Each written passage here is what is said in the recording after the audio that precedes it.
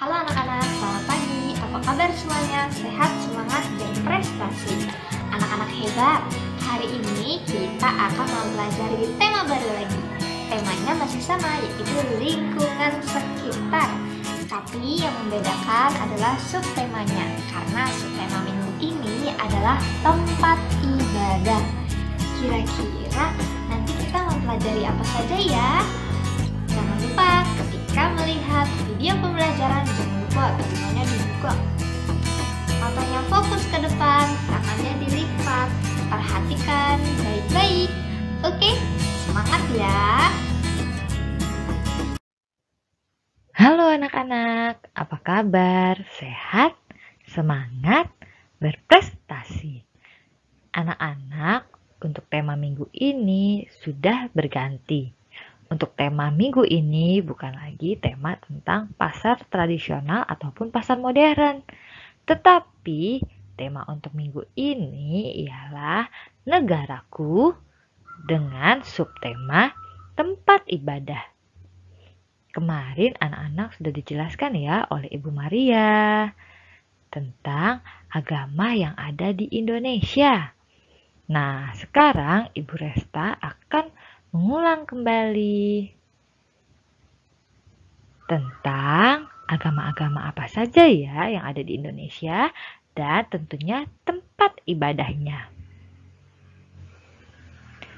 Dilihat, didengarkan, dan diingat. Oke? Nah, anak-anak, tahu tidak ya kalau di Indonesia itu kita memiliki keberagaman agama. Keberagaman adalah suatu kondisi dalam masyarakat yang terdapat banyak perbedaan. Nah, anak-anak tahu tidak ya apakah agama itu? Agama adalah sebuah kepercayaan yang dimiliki oleh seseorang. Nah, anak-anak masih ingat tidak? Agama yang ada di Indonesia ada berapa? Agama apa saja ya? Coba diingat-ingat. Ada 6 agama. Nah, masih ingat tidak ya agamanya? Yang pertama masuk ke Indonesia agama apa ya? Agama Hindu. Lalu disusul oleh agama Buddha, agama Islam, agama Kristen Katolik, agama Kristen Protestan, dan agama Konghucu. Ini adalah 6 agama yang diakui di Indonesia pada saat ini.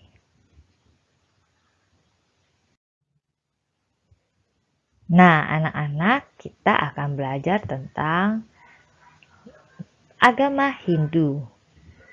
Nah, yang terdapat di layar laptop atau handphonenya anak-anak ini adalah rumah ibadah agama Hindu, yaitu Pura.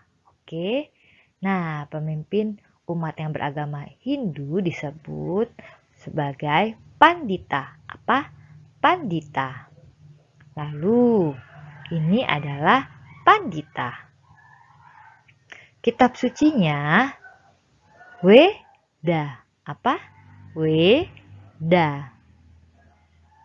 Nah, ini adalah Weda. Rumah ibadahnya adalah Pura. Lalu,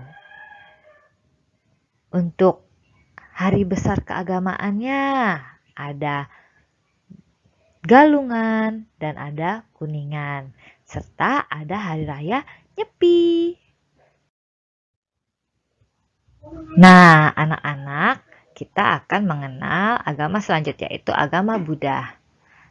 Tempat ibadahnya umat Buddha ialah vihara. Apa? Vihara. Nah, pemimpinnya ialah seorang biksu. Nah, ini adalah biksu. Lalu untuk kitab sucinya sendiri, kitab suci agama Buddha yaitu Tripitaka. Apa? Tripitaka. Nah, ini adalah Tripitaka. Untuk rumah ibadahnya, seperti yang tadi Ibu Guru bilang, ialah vihara. Apa? Vihara. Nah, untuk hari besar keagamaannya sendiri, yaitu Hari Raya Waisak dan Hari Raya Magha Puja. Diingat ya. Nah, anak-anak, kita akan belajar tempat ibadah umat yang beragama Islam atau juga dikenal sebagai umat muslim, yaitu tempat ibadahnya apa?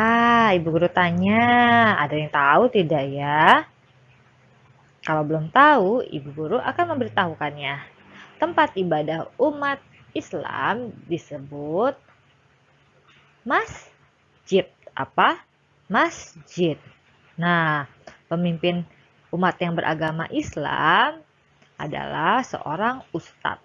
Nah, ini nih, kalau ada yang berpakaian seperti ini berarti dia ustadz. Nah, anak-anak, untuk kitab sucinya sendiri, kitab suci agama Islam itu disebut dengan Al-Quran. Apa? Al-Quran. Nah, untuk rumah ibadahnya umat Islam adalah masjid. Tadi sudah dijelaskan ya di awal ya.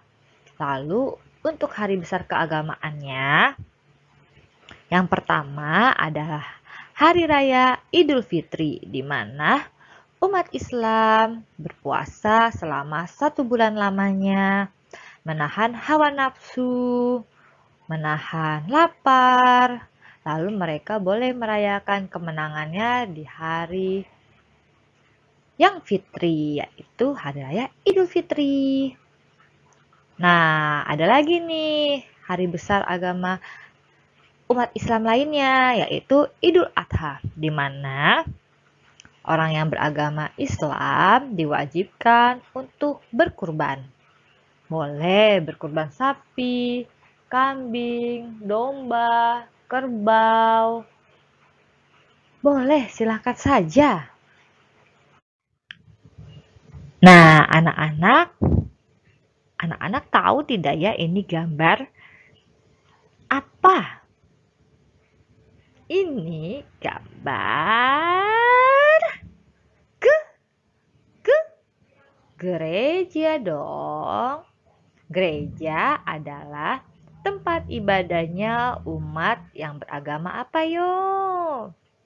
Agama Kristen Katolik dan Kristen Protestan. Nah, tapi yang ada di layar laptop atau handphone anak-anak nih adalah gambar gereja Katolik. Anak-anak, siapa yang sering ke gereja? Saya. Nah, pastinya tentunya anak-anak di rumah sering ke gereja. Tapi untuk saat ini kita tidak boleh datang dulu ya ke gereja. Jika kita ingin melakukan misa atau ibadat, kita lakukan di rumah masing-masing secara online. Oke? Nah, untuk pemimpin agama Kristen Katolik, siapa yang tahu pemimpinnya siapa ya? Seorang pastor. Nah, ini adalah gambar pastor. Lucu ya gambarnya ya. Nah, lalu untuk kitab sucinya agama Kristen Katolik adalah Alkitab atau Injil. Ini adalah gambar Alkitab atau Injil. Siapa yang di rumahnya punya Alkitab? Saya. Lalu siapa yang di rumahnya rajin membaca Alkitab? Saya. Nah, Pinter sekali ya anak-anak TK Selada Cakung ya. Punya Alkitab, lalu dibaca. Wah, Ibu Guru seneng deh. Lalu, nah rumah ibadahnya tadi sudah disebutkan ya, adalah gereja. Lalu untuk hari besar keagamaannya, umat Katolik merayakan hari lahirnya Yesus Kristus, yaitu umat yang beragama Katolik biasanya merayakan Natal. Lalu selain ada hari raya Natal, hari rayanya Yesus Kristus lahir ke dunia, umat agama Kristen Katolik juga merayakan hari raya Paskah, di mana Yesus bangkit dari kematiannya. Nah, anak-anak, ini tentunya anak-anak tahu dong ya gambar apa? Ini adalah gambar gereja dong, hampir sama seperti gambar gereja di Katolik. Nah, ini adalah gambar gereja Kristen Protestan yang Ibu Resta ambil. Nah, tentunya di rumah anak-anak juga memiliki tempat ibadah. Tentunya gerejanya anak-anak pun berbeda-beda ya bentuknya ya dan bangunannya ya. Nah, anak-anak ingat tidak ya pemimpin agama Kristen Protestan? Itu disebut sebagai apa ya? Sebagai Bapak Pendeta. Nah, lalu untuk kitab sucinya pun sama seperti agama Kristen Katolik, yaitu Alkitab atau Injil. Nah, untuk rumah ibadahnya juga sama, gereja. Untuk hari besar keagamaannya pun juga sama-sama merayakan Natal, sama-sama merayakan Paskah. Oke? Nah, agama terakhir yang diakui di Indonesia yaitu agama Konghucu. Nah, yang ada di layar laptop atau handphonenya anak-anak ini adalah Litang. Apa? Litang.